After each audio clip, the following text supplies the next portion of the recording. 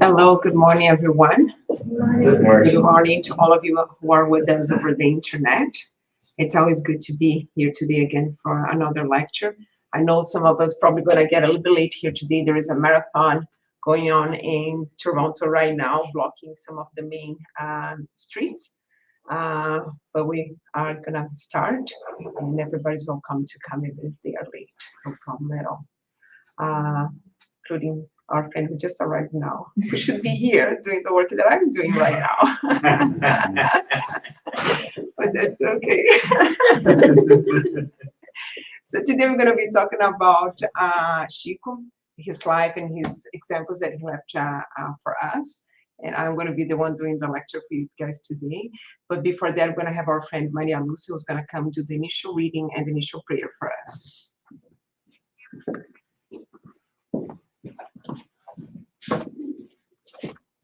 Good morning, everyone. Today's the reading is from Happy Life by Joana de Angelis through the mediumship of Divaldo Franco. Study always. Add the habit of reading in your activities.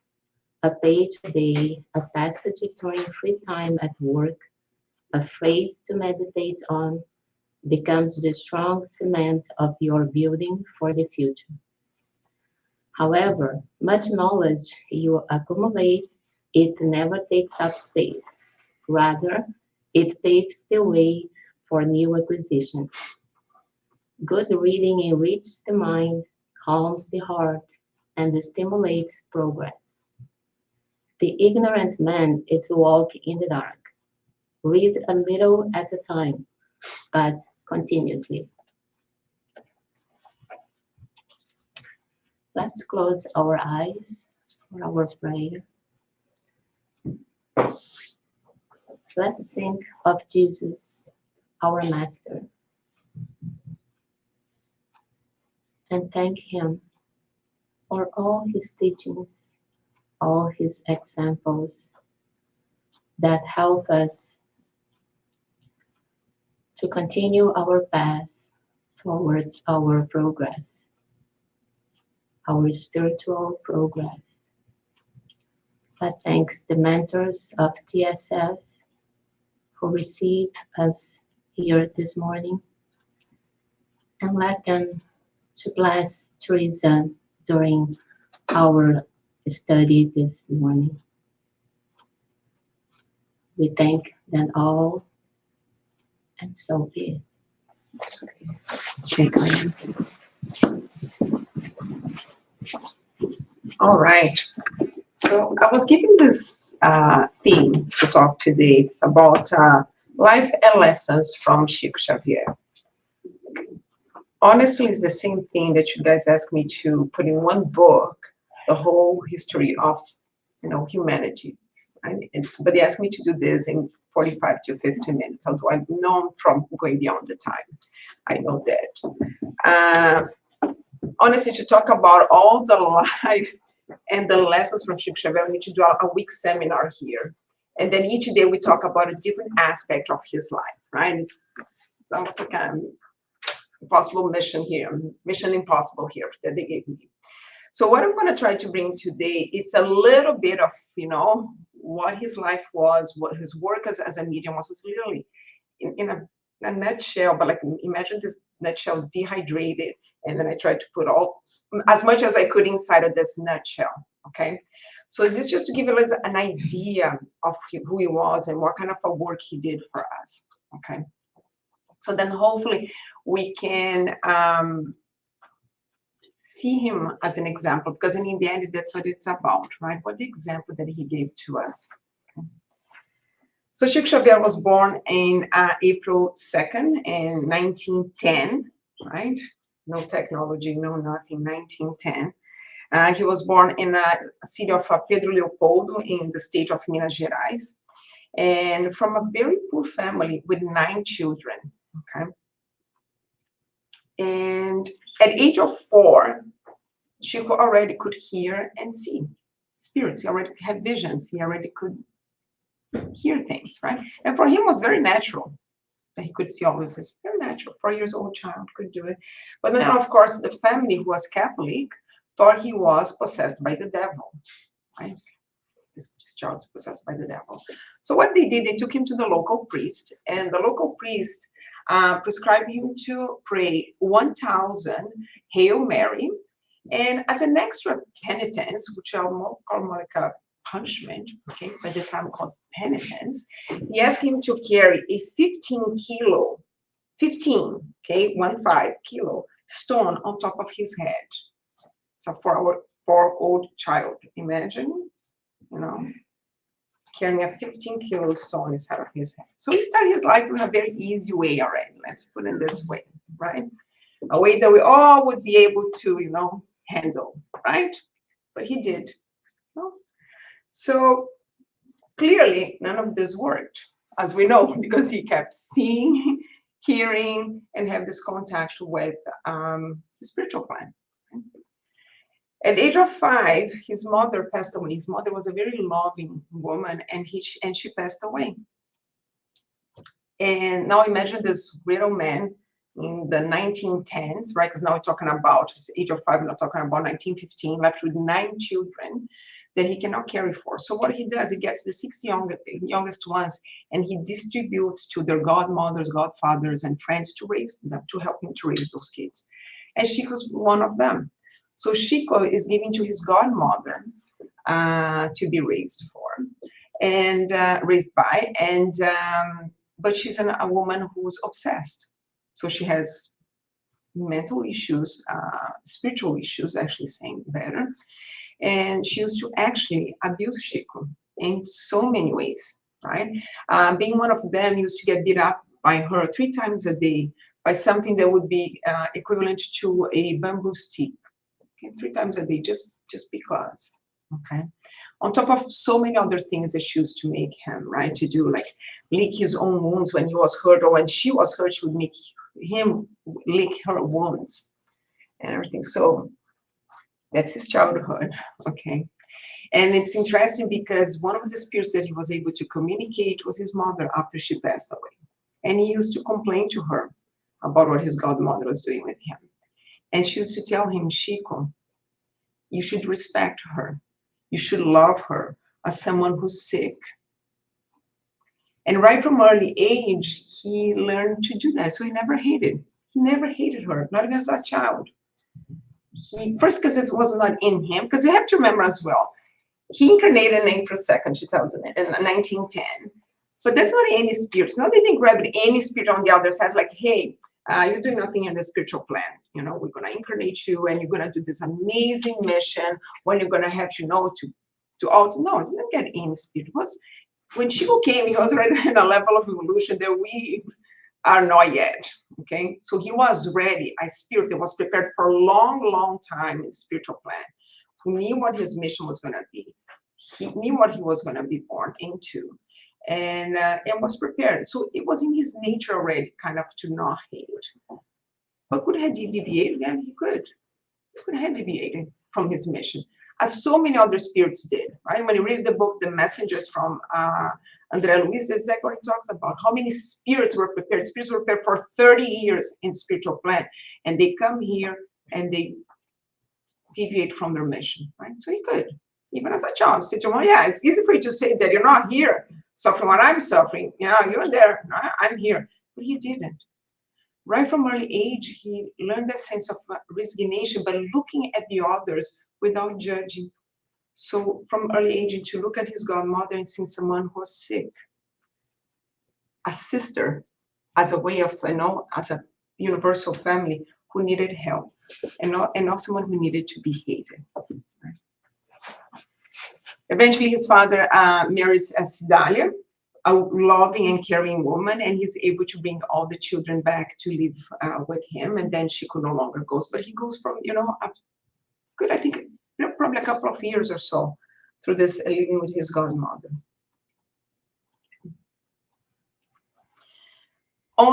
Chico only went to school up to grade 4. It's very common at the time, right? Unless you had money and everything, then you would go. But I was very common kids to go just to grade 4, so he only went to grade 4.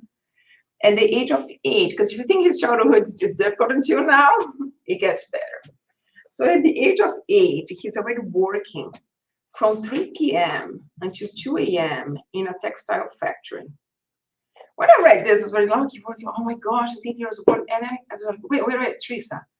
3 p.m. to 2 a.m. It's an 11-hour shift. And at age of 8, he's still in school. So for the people who don't know the school system in Brazil, it's not like in Canada that you stay in the school the whole day. So you usually go from 9 to 3:30, right? You're not taking there. No, in Brazil, either you study in the morning or study in the afternoon. And when I studied in Brazil, I was studying in the mornings. So my school, the latest I started was 7:30. But when I moved to, and that's one of the private school, when I moved to a public school, I started 7:15. So let's give 7:30. Okay, this kid's working until 2 in the morning. Hopefully it's not that far from his home. By the time he gets home, and I calculate he's probably sleeping between 3 to 3 hours and a half a night. To then get up early in the morning, go to the school, because if he's working in the afternoon, he's studying in the morning.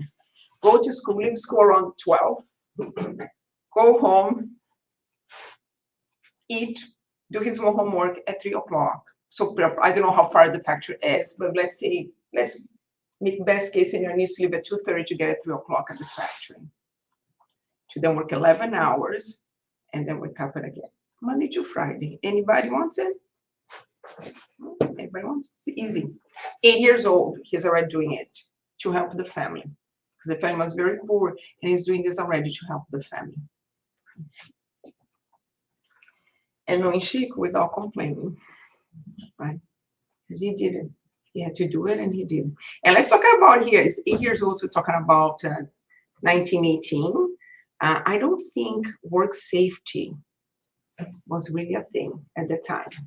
So imagine the working conditions of a child who should not even working to start with, should not be working in a factory. Imagine the working conditions that he's probably working, right? 1918, Brazil, actually anywhere in this world in 1918, there was work safety, right? And kids were working factories everywhere.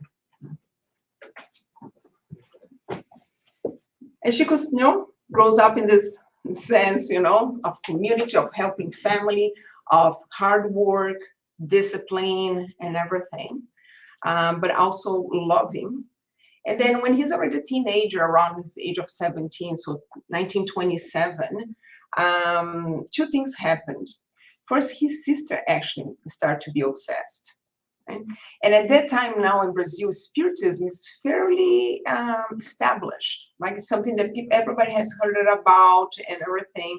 So his family takes his sister to a spiritist center to solve this obsession problem, right? And then after a few sessions there and going, then she actually gets better and she gets cured. And his family at that time starts to do the gospel at home, right? So his family every week together start to do the gospel at home. And that's exactly the time when Chico gets in contact. We already had this mediumship for age of 4. So for him, that was normal. And he already used it to do the good, and now gets in contact with Kardec's books. Right? So in that same year, in 1927, him and some friends opened a spiritist center in Pedro Leopoldo called Luiz Gonzaga.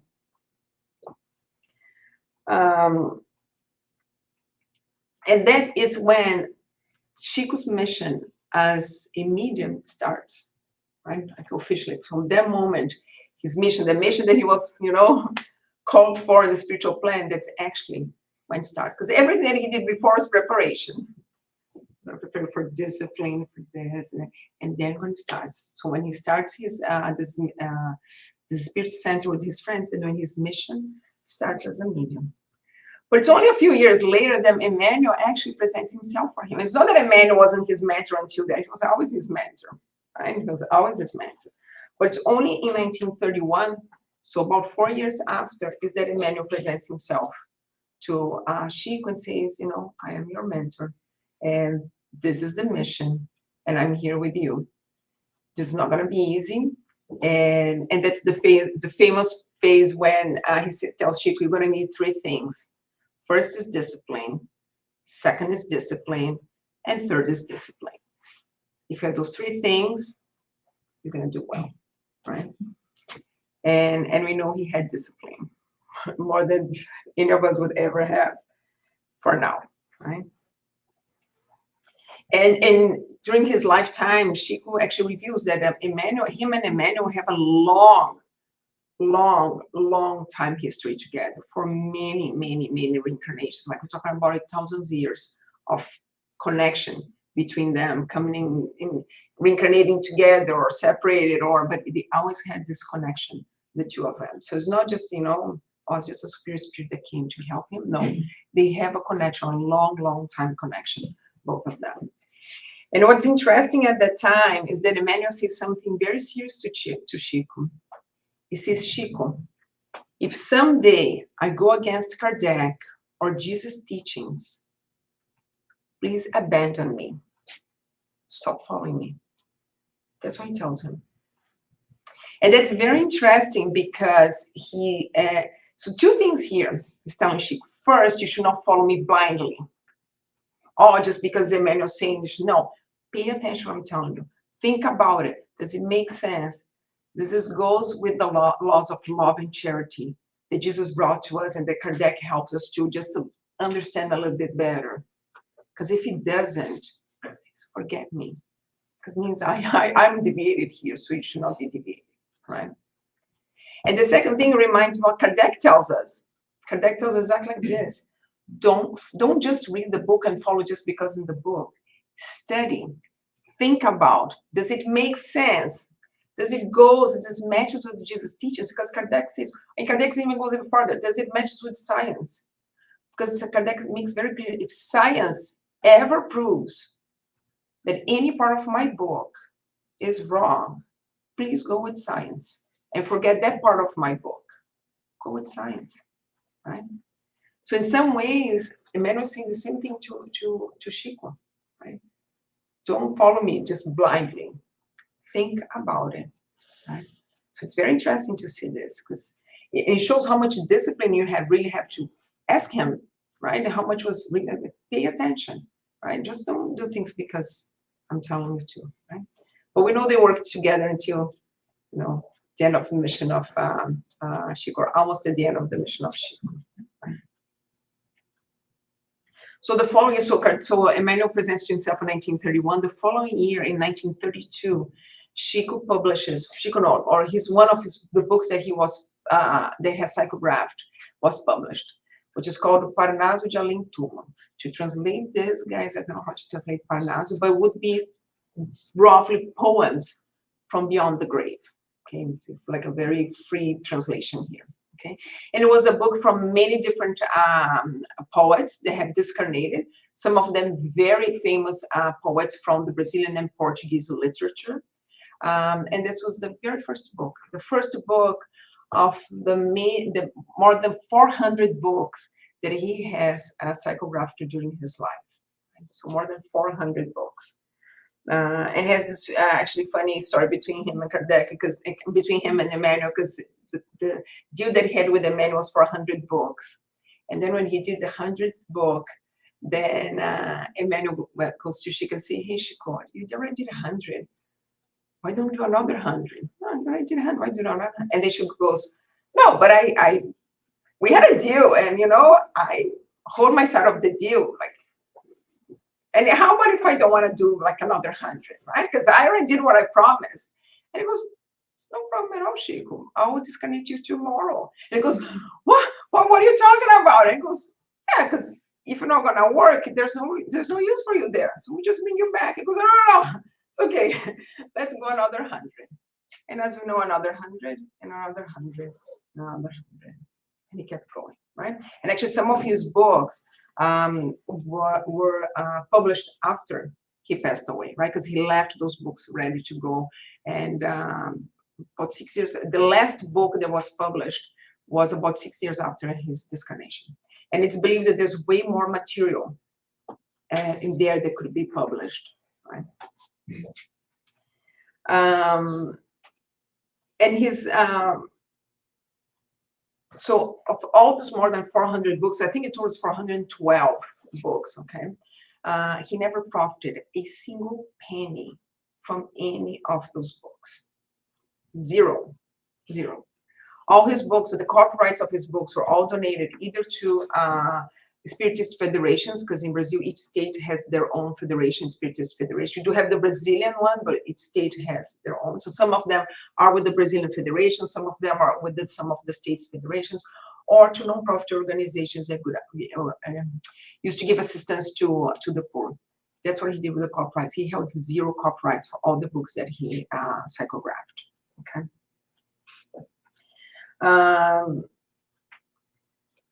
His books were psychographed from many different spirits, which reminds me what Kardec brings to us in his books, right? When you have a medium that only receives message for the one single spirit, most likely this medium is being fascinated, right? And he could just receive from Emmanuel. I don't know how Emmanuel was, but he didn't. He received it from many different spirits. Parnaso Lentumo, this first one is an example of that. It's many different spirits, right? Bringing messages, different messages, right? And he has many of these books.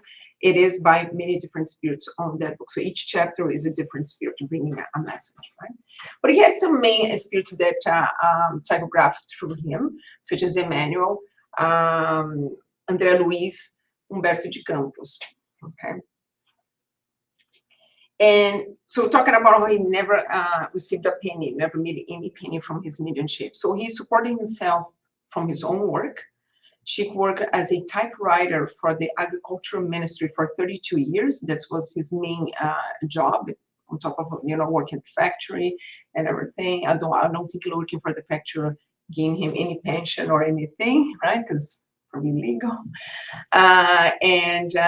And after he retired, he from his pension, his government pension from his retirement. Okay, and yes, he spent his 32 years there typewriting. At the time, there's no computers, so those documents come in handwriting, and he had just to type them and then nice typed it. Okay. So remember that I said he received messages from different spirits, and one of them was Humberto de Campos. Humberto de Campos was a very famous, one of the greatest authors that we had in the Brazilian literature, and he got sued. So the family sued him. So he went to court, and him, with the help of the Brazilian Federation, had to, defend themselves in court, because the family said, you wrongfully using my husband's name, because that's not him, he's dead, right? And so in court, they brought all the main specialists in Brazil at the time in literature.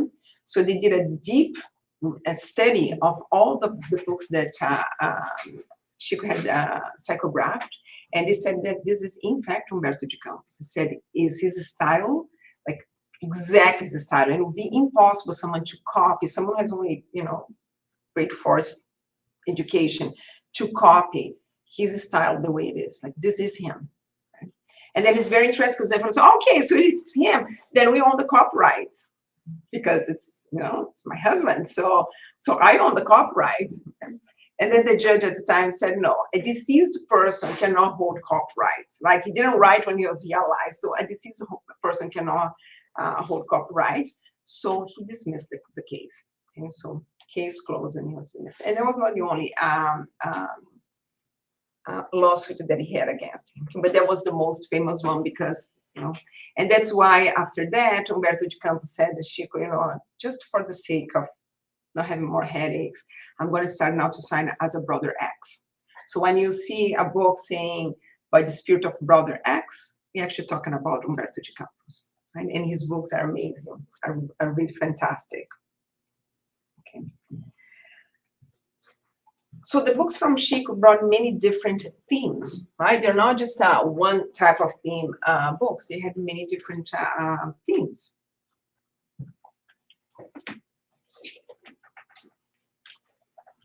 So many of his books talk about the gospel. For example, many of the books that Emmanuel brought to us, right? For example, the collection Living Spring, which Our Daily Bread is part of it, and there's used to be 2 more, now it's 3 more, because they just added another book now to the collection. And basically, those are great books for, we just had Maria Lucia today reading that we all should read a page a day, something, either at work or at nighttime before we sleep or in the morning when we wake up. That's actually great. Those are great. This collection is really great because it's short chapters, like two pages usually, or 1.5 page. And each one of them has a little passage of the gospel and then an explanation from Emmanuel about that part of the gospel, right? So many of the books of that Emmanuel brought to us, but other spirits as well, were about the gospel. First, to understand better the gospel, understand what was the hidden lessons there was in the all the teachings that Jesus brought to us at the time, right? Take a little bit of the allegory from all the things that Jesus brought to us through the apostles. Okay. We had books that are about science, right? And there Luis, for example, brought us two very important books about science, such as Evolution in Two Worlds and Mechanics of Mediumship, right?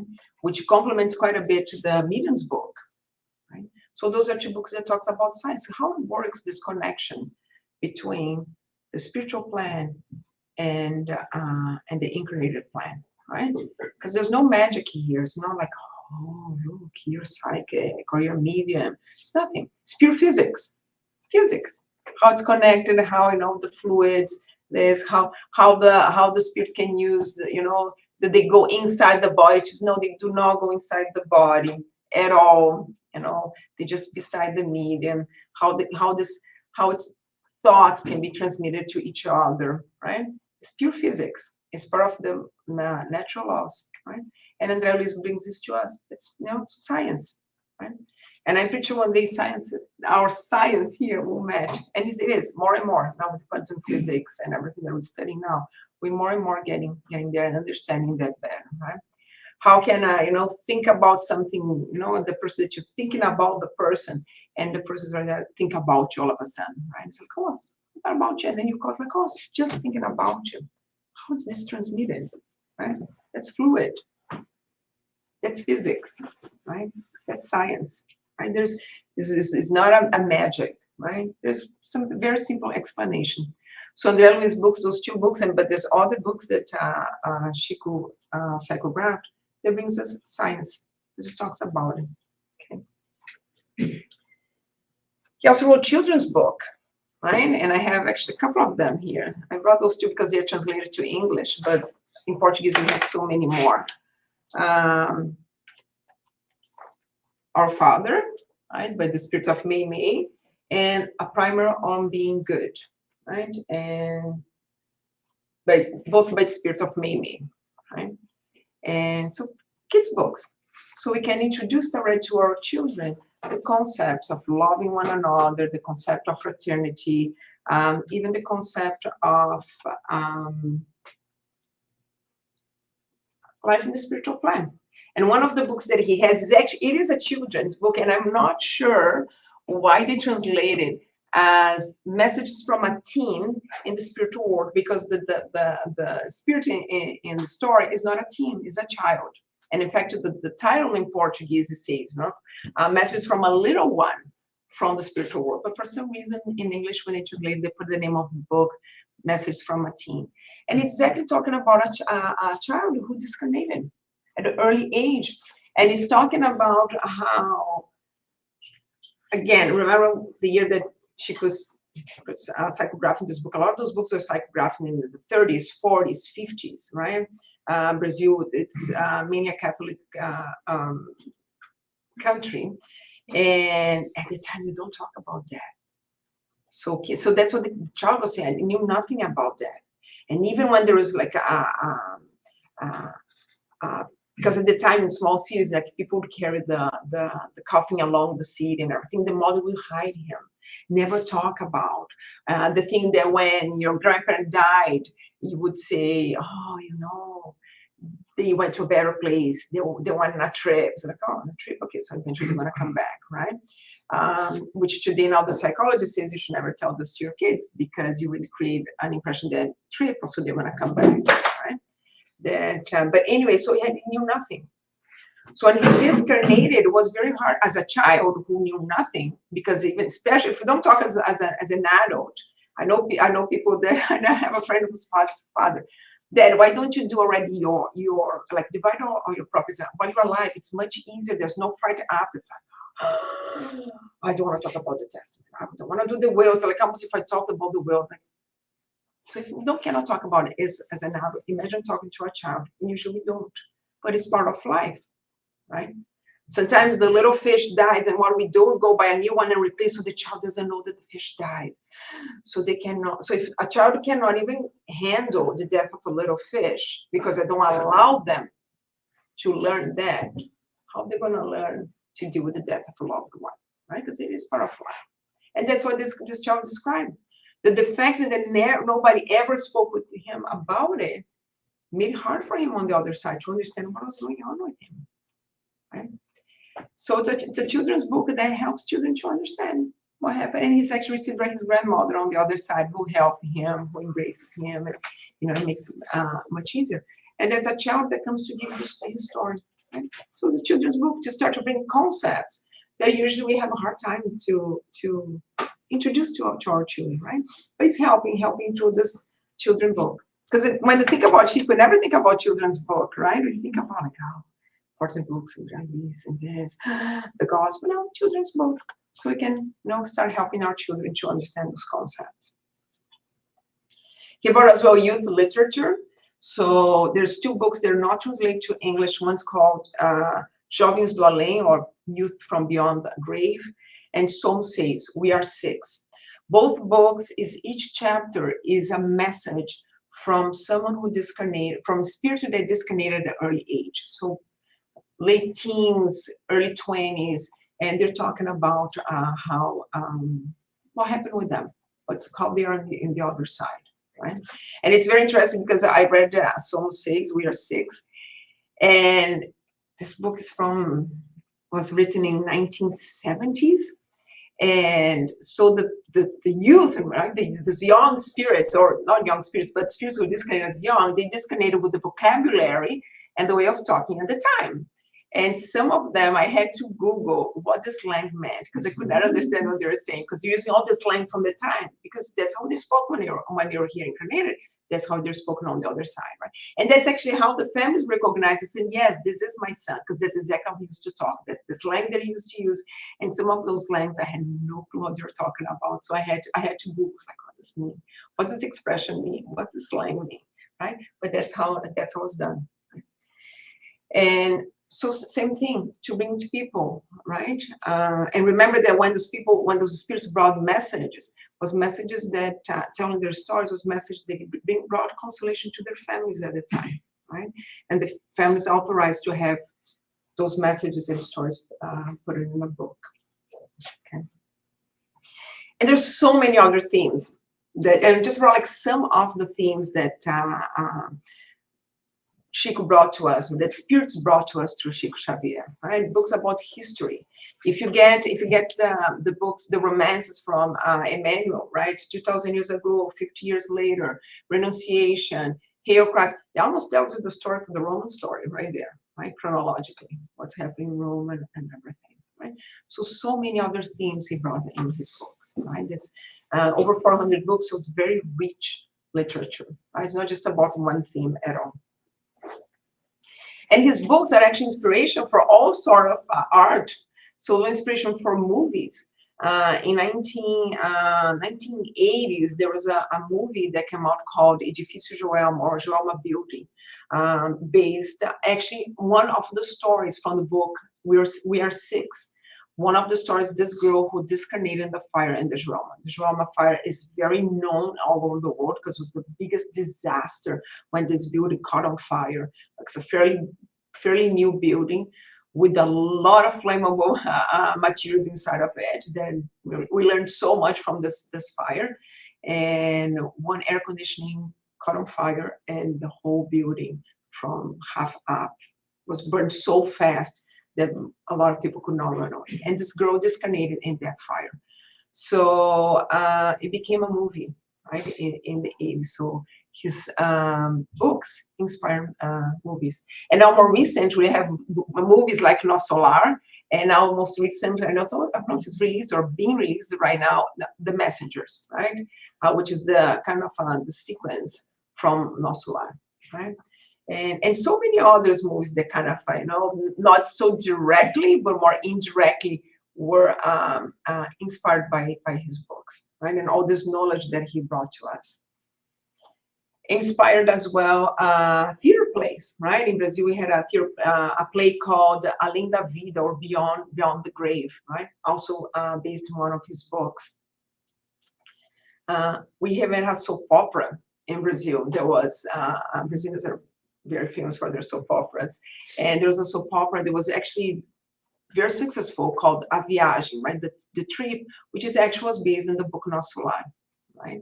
We're talking about, this connection between the spiritual world, reincarnation, how our multiple reincarnations can affect your relationships in here, right? Why sometimes I hate someone here in this incarnation, I just don't like this person. And then maybe there's a connection that's coming from a long time, right? And his books also inspired music and art in general, right? Songs that are written on top of his books, paintings, and so many other forms of art that was inspired by all this knowledge that Chico helped to bring to us from the spirits. Okay.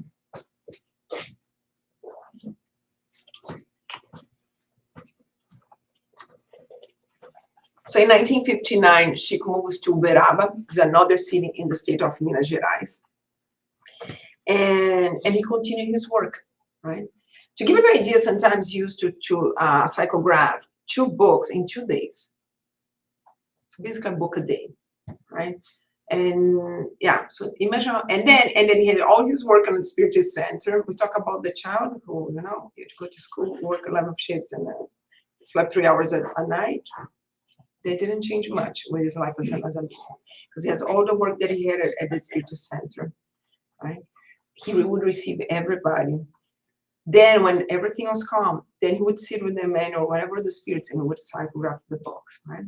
And some of those books are like, there's books like 160 pages, one book, 300 pages, the other book. And he would be there 2 days, right? It's a lot of writing. At the time in 1959, when he moved to Uberaba, he was already quite famous for his work, right? And by the way he lived his life. So his house became this place of pilgrimage, that people would go there to look for, like I'm talking about thousands of people a month. Thousands of people would go there to search spiritual assistance, to find the cure for the illnesses.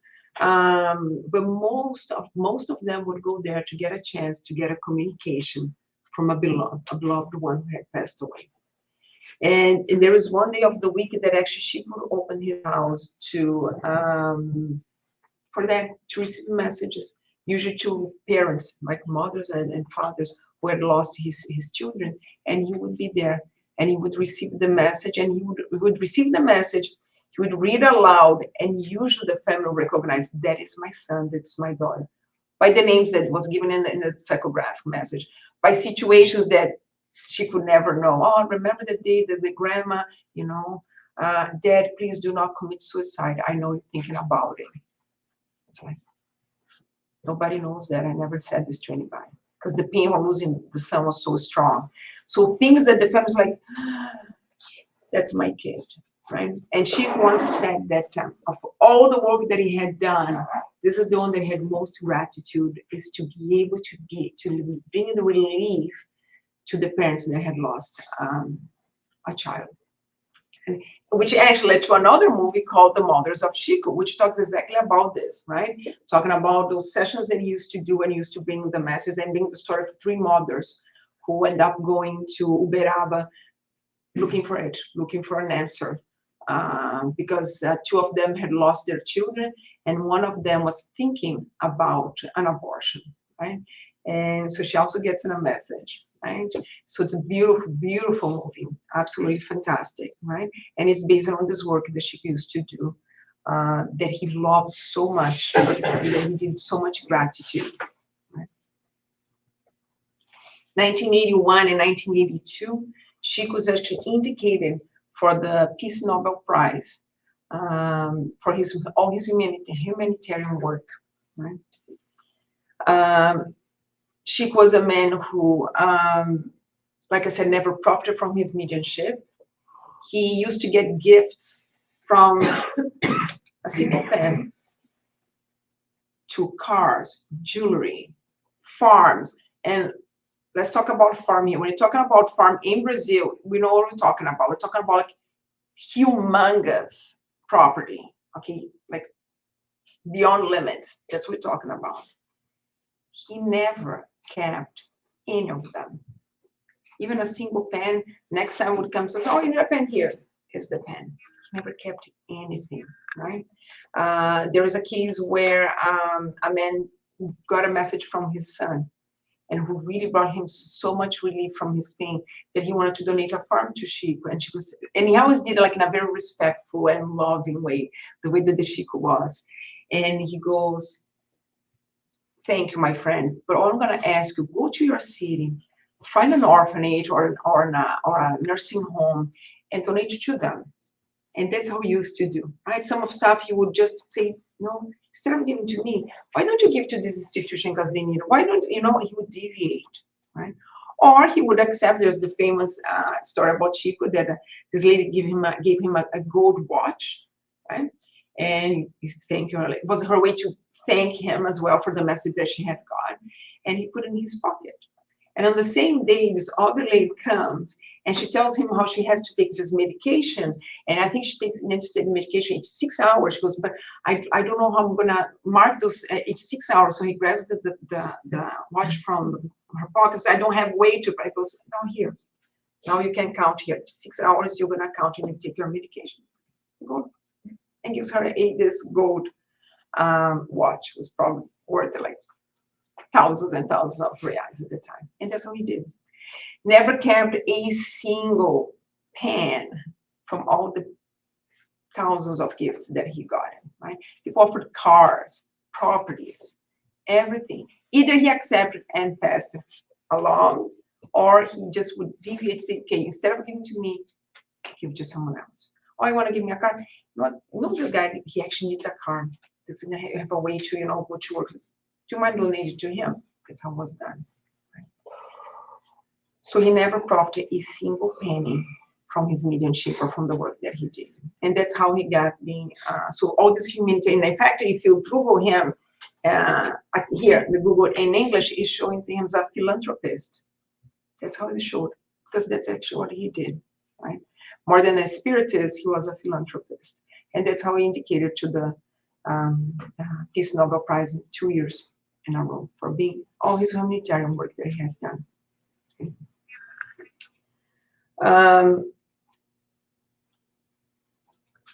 Chico died in June 30th, 2002, okay? And at the age of 92, working until the day that he died, okay? And Chico had a request to this, because he knew already for years that he had to disconnect. He actually asked to stay a little bit longer because he didn't want to go. And as a merit, they allowed him to stay a little bit longer.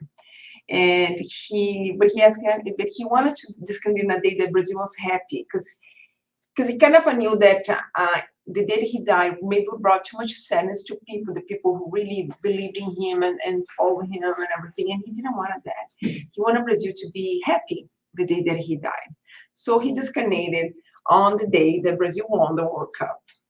Right at the day that Brazil was celebrating World Cup, we won, and I think it was the year that we are 5 times champion, if I'm not wrong. Yeah, 5 times champion, and in fact, the last one.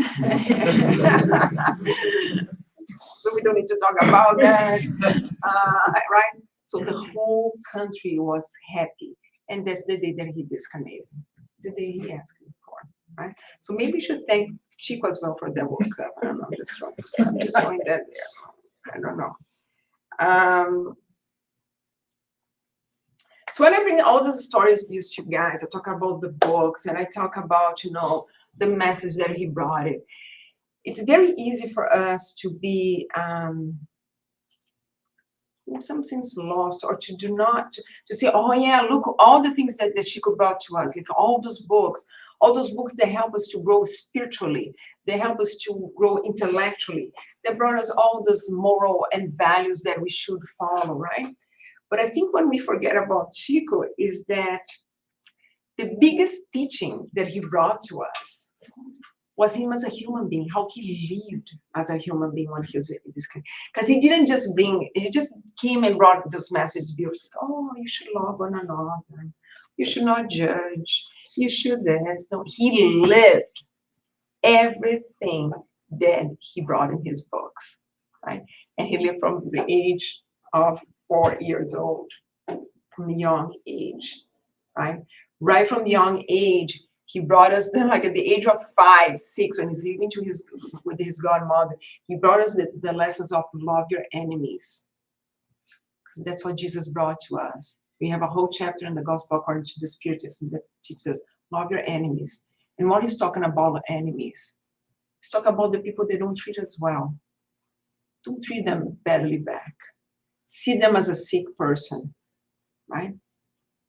I had, now with everything that's going on in Brazil, someone put a phrase that if you cannot feel the pain for the suffering of your brother and sister, then you are the one who needs help, right?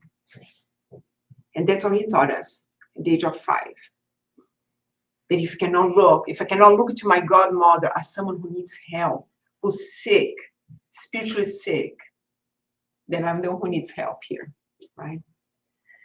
So he gives us the example in his life of, I'm not talking about the lawsuit. It's just the list of things that he suffered. He suffered slander. He has been called fake. He has been attacked in so many ways his whole life as a medium, right?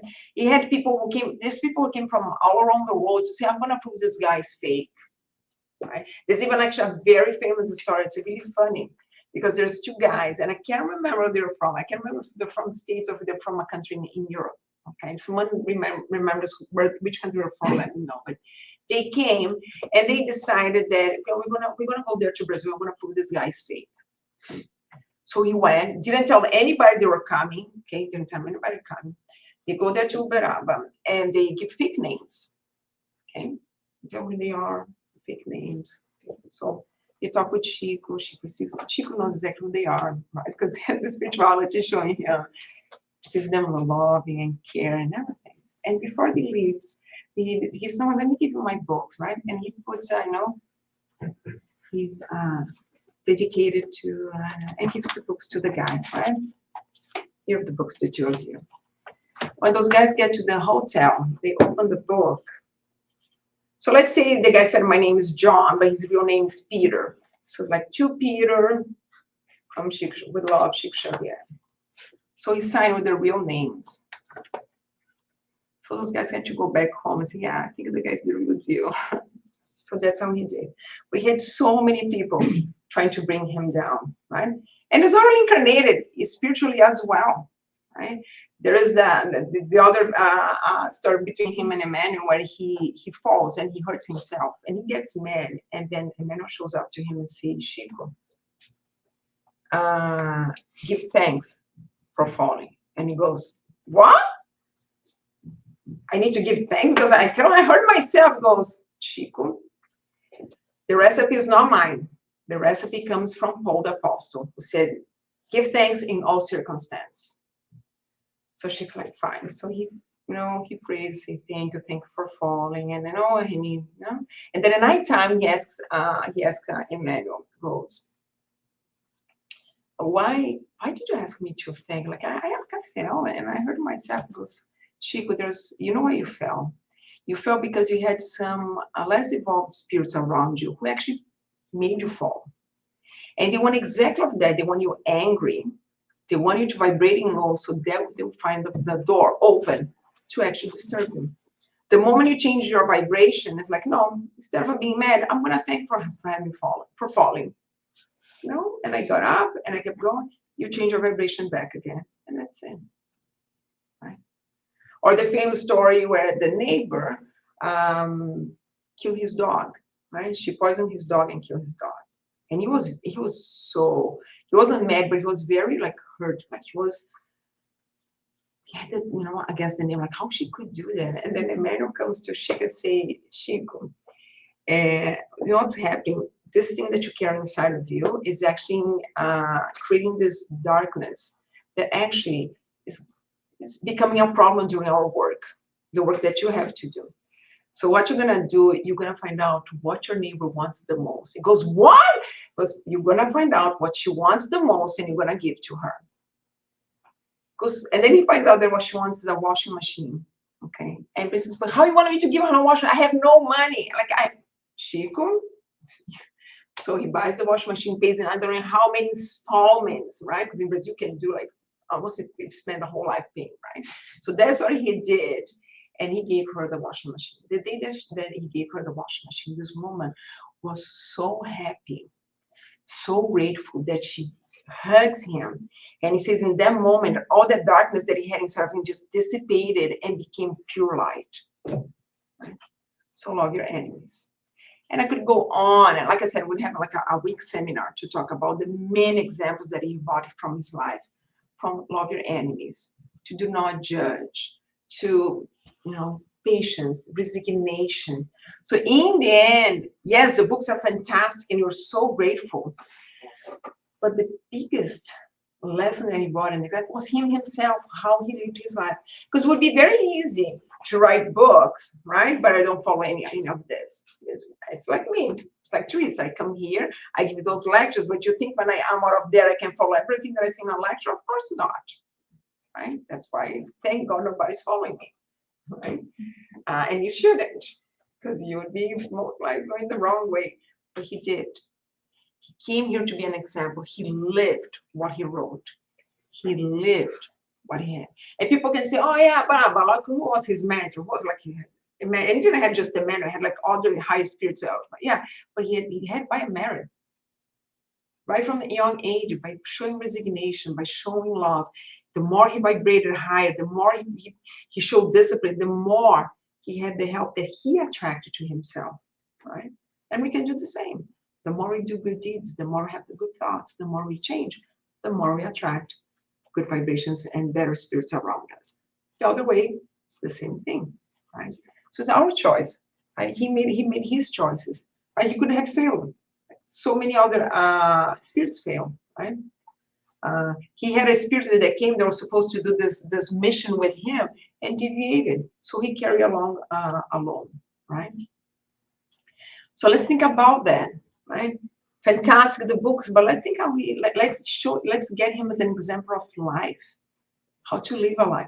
I'm not saying that we all have to, live a humble life that he lived or anything. We didn't come with his mission. Let's be very honest. Nobody here incarnated. If any of us here had incarnated at the level that he incarnated, level of moral which they incarnated, we also be missionaries here as well. We all be, doing the work that he was doing. We didn't. But let's just give him as a goal, as an example of, what can I look inside of me, and what's the little bit that I can start changing, right? Because sometimes for much less we're angry to other people, right? And he had the reason to hate a lot of people in his life, and he didn't, right?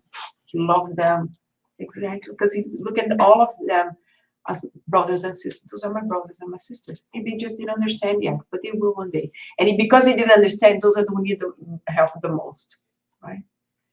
And that's why many people, until this day, describe Chico as being a man called love, and he was a man called love. And that's what I had to bring to you guys today, in a nutshell, a little bit of who Chico was, okay? Because so much more here to talk about him. Any questions or any comments?